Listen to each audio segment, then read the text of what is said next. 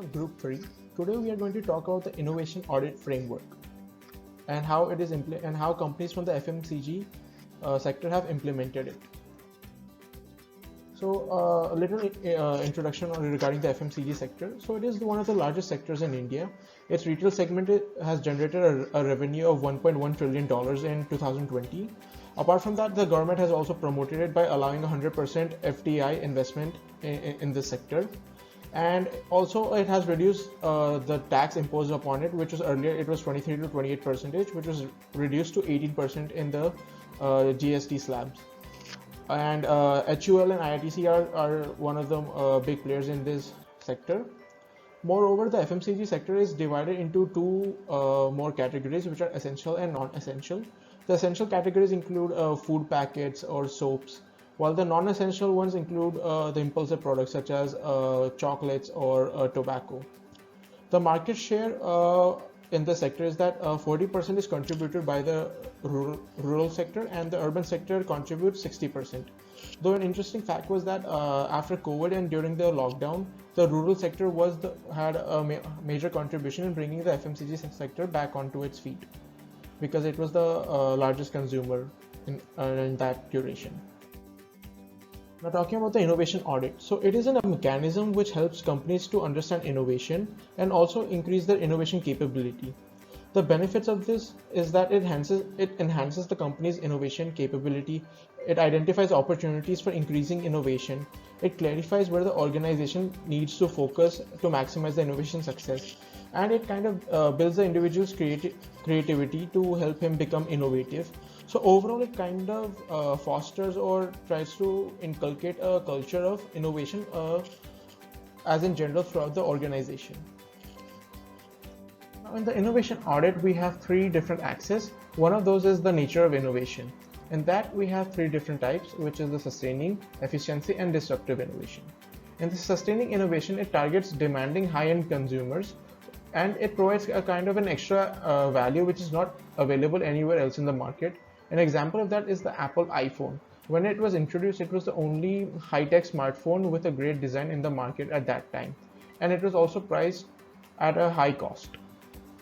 Now coming over to the efficiency innovation, it is used to reduce the cost of the making and production of the product. Hence, it is something which is already existing. It just makes the entire process more efficient in either low costing or kind of adding more value at the same cost. An example of this is Toyota's just-in-time manufacturing. Now, Toyota has drastically reduced its production time, and hence it is able to produce more number of units of cars at a lower rate and in more time. And hence, it has kind of streamlined the entire car manufacturing process. Now coming over to the disruptive innovation. This is the kind of innovation which shakes the entire industry. And the most recent one was the internet. When the internet was introduced, it shook the entire industry in all sectors, and companies had to either adapt to it or they could not survive, and that is the magnitude of effect that which is brought in by disruptive innovation. Another example could be Jio when it introduced 4G at a cheap cost. That was also a disruptive innovation.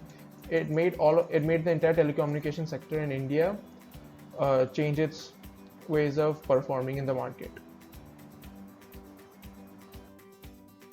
Talking about types of innovation, there are 9 types of innovation, as you can see on the right side of the screen. Now we will discuss each in detail.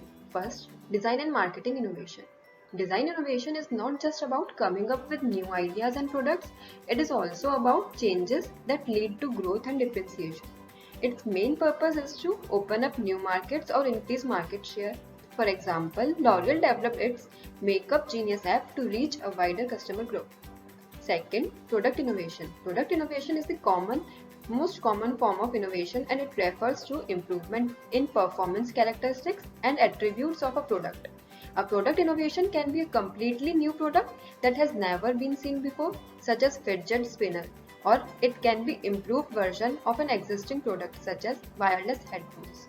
Third is service innovation.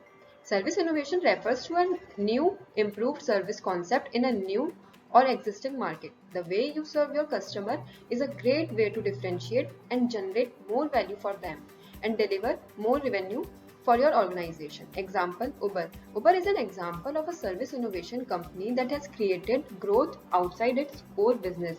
With Uber Eats, it has used its strength and unique capabilities to enter adjacent markets. Now, next is market or customer channel. Channel innovation is another type which is far reaching and frequently triggered with other types of innovation. When we examine channel innovation, consider not just the core offering but also complementary products or offerings which may undergo channel innovation as a byproduct of other innovations. A modern example could be we may someday see channel innovation in the delivery of emergency medical supplies as a byproduct of the advent of modern drone. Now next is technology innovation. Technological innovation involves new or improved technology such as new type of machinery or alteration of some form of technology into a product, processes or service delivery methods. For example, automation which results in high production rates, low cost per unit of output and enables more efficient use of materials.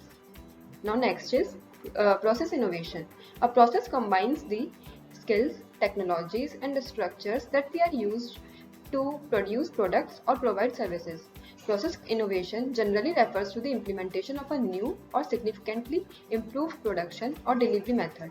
It can be done by applying new technology or improved method to a process and is often done to save time, money or to serve customers better. Example, automated replenishment ordering for retail stores. Next is process innovation. A process innovation is the implementation of a new or significantly improved production or delivery method.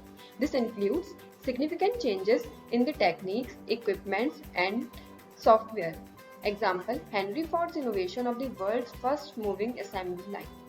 Now, Arunab will take over. Now coming to business model innovation. Business model innovation allows us to change the revenue models, change the cost structure and eventually take a system level perspective on all the aspects of our business model. Industry is facing significant disruptions today like media, newspaper, education and a multitude of business model perspectives exist with InnoSight, Girotra business models, Incorporative and Strategizer offering the most common ones. Today, most firms also understand the need for a portfolio of business models and the tools like 3 levels of business models to make this happen. Management innovation is when there is the implementation of new management practices, processes and structures that represent a significant amount of distance from the current sets of practices. And these new ways of management have changed the way things work in an industry significantly. Industry innovation refers to existing or new products being developed in an entirely new sector or industry. Now coming to locus of innovation, it tells us about the place where the innovation can happen in a firm. The origin of the innovation plays a vital role in understanding how the innovation took place. This will further help us to understand the procedure or method used to ideate the innovation. The various loci of innovation are groups of small teams. Moments of great scientific disruption aren't necessarily glamorous. A world-changing idea might spring up when someone is sitting in an office or scrolling notes, or maybe riffing with a colleague. Innovation in teams leads to creativity and fast implementation of ideas. That's why Amazon's Jeff Bezos has the 2 pizza rules. He says he doesn't have meetings with groups that couldn't be fed with 2 pizzas. Amazon is the world's biggest retailer and this clearly isn't a financial decision. Bezos simply knows that communication in small groups is more efficient. Projects. The project offices of the technostructure become the locus of corporate innovative systems forming in post-Soviet enterprises. The locus depends on external factors as well, and the project method helps in easy understanding of the projects. The project team does the work as a predefined procedure which helps in better structuring of the innovation. Project management also plays a vital role. Organization. Knowledge generated in common by the members of an organization achieves its due importance when applied to everyday practices. Shared and stored knowledge makes it possible to create an organizational environment that fosters continuous learning and the development of competencies. Moreover, the capacity to transfer knowledge, learning, and adaptation will have an influence on the creative process and on organizational performance. This depends on the organizational practices. Business ecosystem. Business ecosystems are a practitioner driven phenomena where organizations and individuals typically self identify as an ecosystem, both in their own internal discourse and in the brand identity they convey to others. Although practitioners differ on definitions, they generally agree that companies within a ecosystem interact both cooperatively and competitively to co evolve capabilities around a platform. The ecosystem as a concept, has its origins in the science of ecology, and it conceptualizes the flow of material and energy. As described by Shaw and Allen, it can be defined by recycling flows of nutrients along pathways made up of living subsystems which are organized into process-oriented roles, connects living and non-living subsystems, energy gradients, power recycling of scarce nutrients, example, a rainforest. Now we have talked about the three axes, that is axis X, which has different type of innovation, including industry, business model, management, process, technology, markets, customer and channels, services, products, and design and marketing. On the axis Y, we have locus of innovation, where it can be groups, projects, organization, business ecosystem. And on axis Z, we have nature of innovation, which includes efficiency, disruptive, and sustainable. When we plot all these three axes and combine them together, we get a 3D model like what we have in front of ourselves, where different axes come together and form this whole cuboid. The 3D model can explain the innovation further by taking one from each of the axes. We define a cube where all the three axes are combined to give us 108 elements of all these 108 cubes together form a huge cuboid, which can be defined as 3D innovation audit model. And from the cuboid, we can pick up any group or element and define it as the combination of all the three axes or all the three parameters. And it can tell you what kind of innovation is being done. That is, what is the locus of innovation, what is the nature of innovation, and the type of innovation. Now, once the cuboid or the whole model is being constructed, it consists of 108 elements. That is, combination of all the three parameters.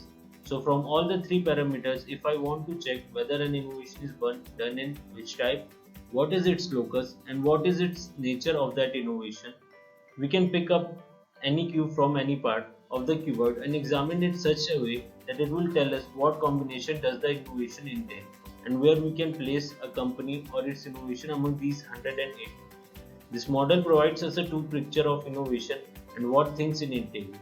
It helps us to have a comprehensive view about the innovation and how we can differentiate innovations on different bases. For this, we have selected the FMCG industry and we have tried placing different companies and their different innovation into different cubes of this 3D innovation model.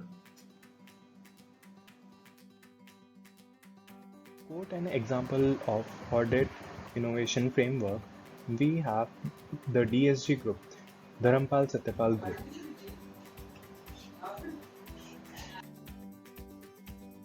We have three axes of a particular box that satisfies the innovation audit framework for the DSG group. The first axis is the nature of innovation.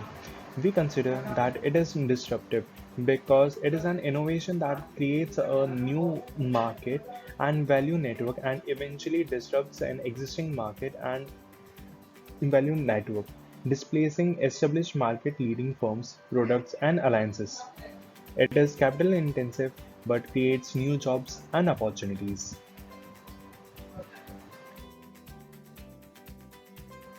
Moving on, we have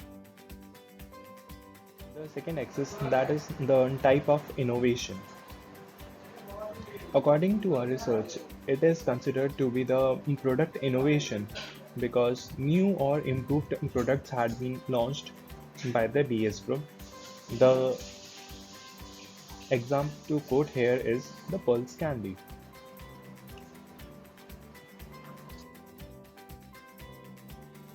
Moving on, we have the third axis, that is the locus of innovation.